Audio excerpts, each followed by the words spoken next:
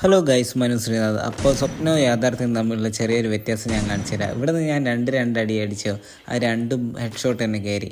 അപ്പോൾ നമ്മളെല്ലാവരും വിചാരിക്കുന്നുണ്ടാവും ട്രെയിനിങ് ഗ്രൗണ്ടിൽ വന്നിട്ട് നല്ല അടിപൊളിയായിട്ട് ഹെഡ് ഷോട്ടും കാര്യങ്ങളൊക്കെ അടിക്കാതെ.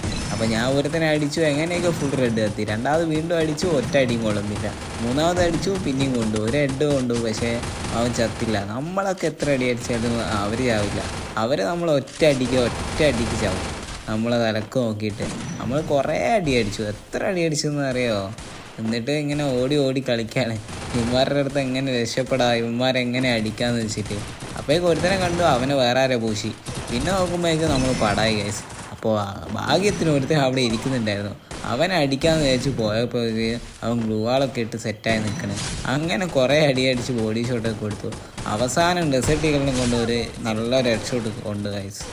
അപ്പോൾ എന്താണ്, സ്വപ്നം യാഥാർത്ഥ്യം തമ്മിൽ ഭയങ്കര വ്യത്യാസമുണ്ട് ഗൈസ്.